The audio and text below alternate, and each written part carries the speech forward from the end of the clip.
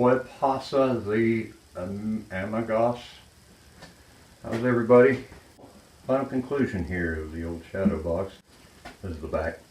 I meant to stain it and tell nice stories as we went along, but somebody forgot to hit record, and so we got the back and the top, and we'll do that, and we'll yammer on while we do it. What did we learn from this little project? Total cost? Have no idea. Honestly, it didn't cost me barely anything. I think I spent $4 on brackets. Everything else I already had. All this lumber I got 3 pickup loads of lumber in an auction in the neighboring town for $11.50. Most of it won by Red Oak, which is unheard of. I mean, never in a couple more lifetimes would you come across a deal like that again. I guess somebody wanted it. Or they didn't want to load it, maybe. I don't know. 3 truckloads. So I already had all this wood.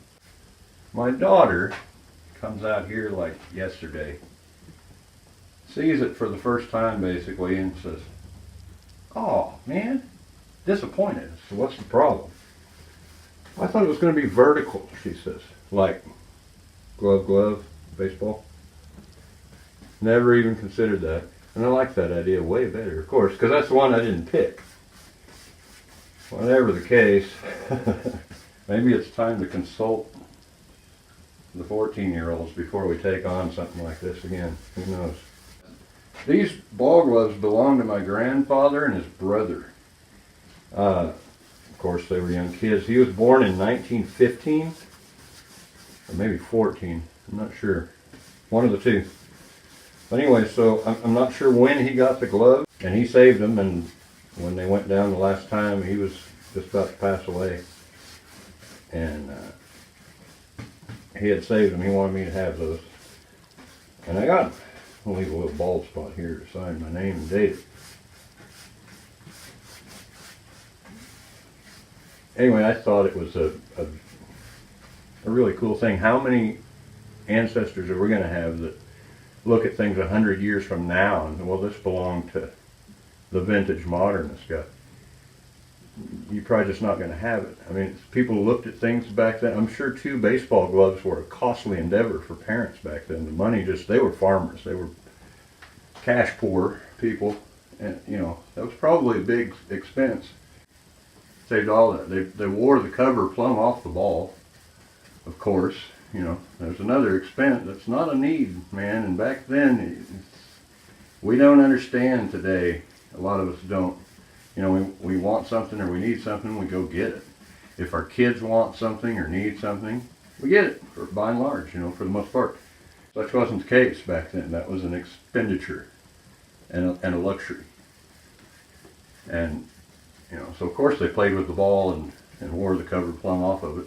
I just think it's really cool that he saved that for all those years. And I thought about him a lot while I was building this. Just that's something else that could be thrown into the learn pile here. Watching myself work, which I've never been able to do or cared to do before. A lot of wasted motion and a lot of really anal with the measurements. But I don't care. I mean, as far as the wasted motion, I come out here to go brain dead and think about other things and relax. And when I'm doing stuff like this, I don't care. You know, all day I'm doing that kind of stuff and thinking of ways I can go faster and do a better job. And by the time I come in here, I'm tired of thinking. I don't want to think. I just want to do whatever it is that I'm doing. Another thing, time-lapse video, this high speed. About 40 minutes of real time is about 1:40, 2 minutes.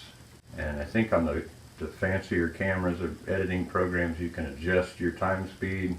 This you don't. Gramps and his brother, they were best buddies. There was 3 brothers. The other ball glove, my grandpa's glove, and his brother Lewis's ball glove. Lewis got sick back then. They didn't know what was wrong with him. He'd been to doctors. He'd been to quote-unquote specialists of the day. Nobody knew. He kept getting weaker and losing weight, and it sounded an awful lot in hindsight to me like Lou Gehrig's disease, ALS, which is a horrible, horrible disease. Your mind stays functional and lucid, and your body just fails you in slow motion, and there isn't anything anybody can do to stop it. I think they do have medication to retard it now, but it's just a matter of when. Anyway, that sure sounded like what happened to Lewis to me, but Lewis and my grandpa Ray were they were brothers, and they were best buddies. And I have Lewis's glove in here too. But like I say, Lewis, you know, got whatever he got, and he ended up passing away. And that was a crushing blow to my grandfather. He was so much so that he never went to any other funerals. He claimed he wouldn't. The other brother Ted, when he passed away, Gramps didn't go. Not doing any more funerals. He did go to his wife's. They were married for maybe 60 some years. Better go to that one. But that really, as I'm sure it would anybody, you know, when your best buddy and your brother dies at a young age like that, that's got to be terribly hard. These are, or they were his. I guess they're mine now. I used the red mahogany stain because I like it. I like the other stains too, but I really like red mahogany. It just seems to look the best to me, in my opinion.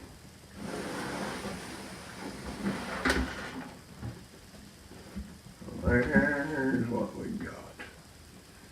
That was Gramps' glove. That was Lewis's glove, and that's the baseball. Inside their cover's gone. And the old, what is it called? McGregor Goldsmiths, apparently they were called back then. The actual box that the ball came in. Probably got put up in there every night. That's cool though. So for your old stuff today, it's in the box. Wanted to do this for a long time. I've had these gloves for years and just, yeah, I need to do that. I need to do that. And I just never did. Never have done it. Well, I've done it now. And it was a nice little learning curve. Like I said, we'll put some polyurethane on this, make her shine, make her pop. I hope you enjoyed the micro series. I enjoyed filming it, enjoyed the project and making it. Once upon a time, my grandpa was a young man, young and strong, like we all were at one time. Ride 'em cowboy, says on the back. This, of course, he was a grown man, older man, quite an outdoorsman, fisherman, hunter. And this is him in a shorter version of me. Stuff like this, you know, makes me think of him and good thoughts, you know, good memories. That's kind of what we end up with, you know, as the people start checking out, you know, you got your memories. So anyway, it was enjoyable, and I hope you enjoyed it. You can click thumbs up if you like it or liked it, and we'll do some more projects, and I don't know, see what we see. It was a nice learning experience. So there's that. I put this inside the compound and glance at it from time to time, think of my old Gramps. Alright, y'all have a good day. Addendum. My grandpa, curiously enough, outlived them all, which is amazing considering how he lived.